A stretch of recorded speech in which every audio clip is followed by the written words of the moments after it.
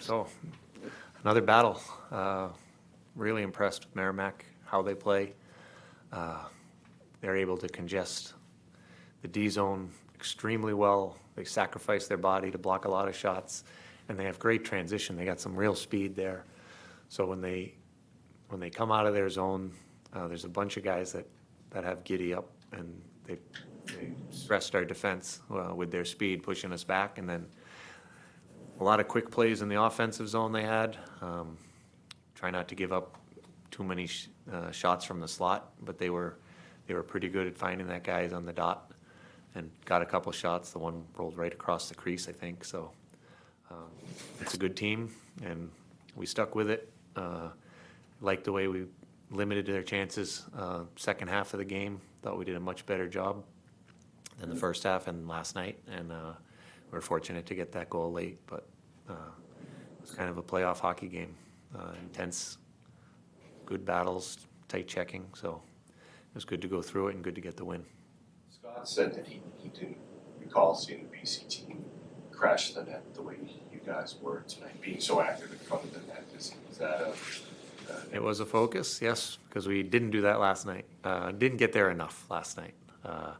And they do a good job making it difficult, but we really wanted to get in front of their goalie and get to the blue paint, and we did do a better job tonight. But they still made saves, got blocks. They made it tough sledding to get to the front of the net. So we know that's kind of how we have to be to create chances, and hopefully we can convert. But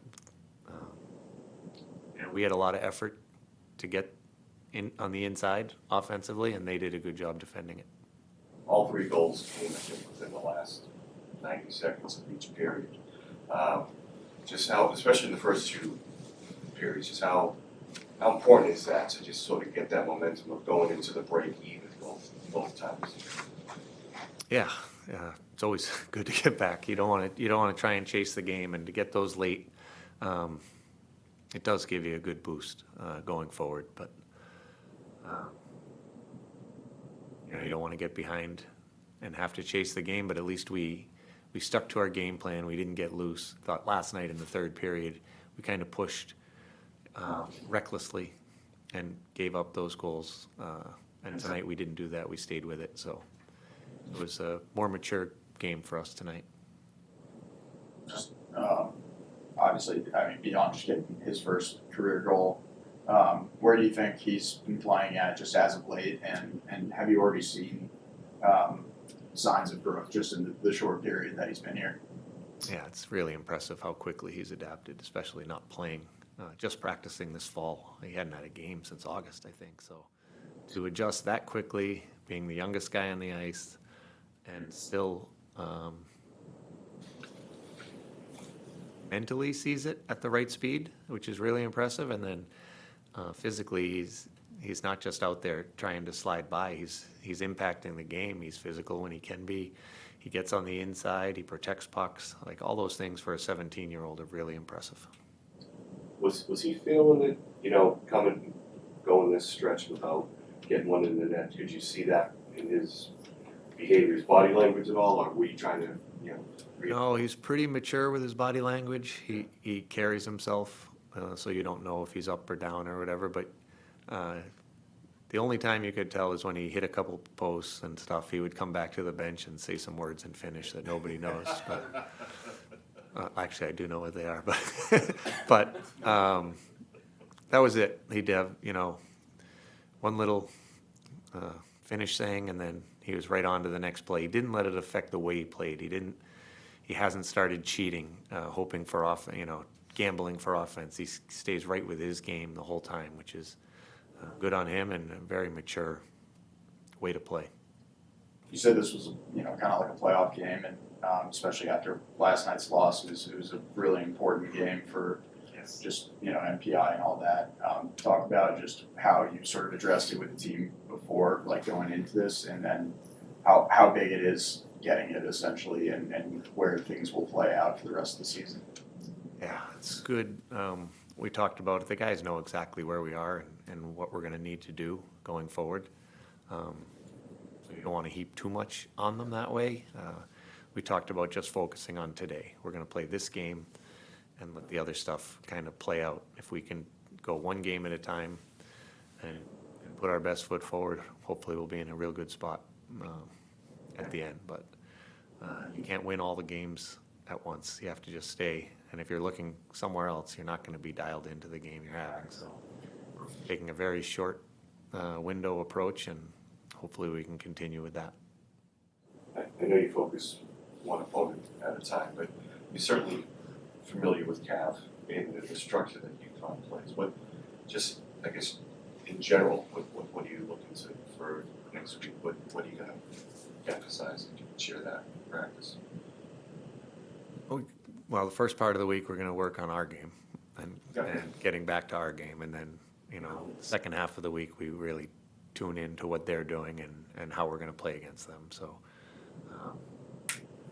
take tomorrow off. Monday and Tuesday, we'll really try and dial in the things that we were doing that either need improvement or things that we're doing well and want to continue. So it's pretty standard. We know Cavs teams, they play hard, they're relentless on the forecheck. They can really create on the rush now. They've got, you know, a lot of very good players. So we know it's a big game, or two big games, and we have this week to get ready for them. Before James scored, Lucas made a really great play on the defensive end. I think it was 2-on-1, and I don't know, he kind of like went down on a knee and it, you know, sort of like faked out the offense in a way and then went back the other way. Can you just tell me, it feels like he's been just such a cement block back there all year and sort of replaced what Aiden sort of did Yep. the past 2 years. Can you tell me more just about Sure. the way he's playing? Little different style than Eamon, but he's an impactful player. He's explosive. He's not the tallest, but he's explosive, and he's got a lot of strength and a great skill set. So it's really, he's been a good leader, and he's a leader on the ice. Of course, he's one of the captains, but he's a real leader on the ice. He takes control and impacts the game. And when he's dialed in, our power play can be really high tempo, kind of dangerous. So we need him, and he's like really excited to be in that moment. He doesn't shy away. He wants to be the guy impacting the game, and it's been huge for us. Awesome. I know he's been a little injured, you know, here and there, but are you looking for more out of what Teddy has been providing so far? No, I mean, of course, because you know he can get points. It would be great, but really he's another guy who doesn't change his game. He plays the right way all the time. So if he's not scoring, he's still huge for our team. He's a penalty killer. He's a power play guy. He can play against the best players on the other team, and he's so responsible. So he's another guy he's not going to cheat to the offensive side of the puck. He's going to be responsible the whole time, and that's really what you need at this time of the year. So, of course, he wants to score more. We all want to score more, but his game is right where we need it. Nice. All right. Thanks, guys.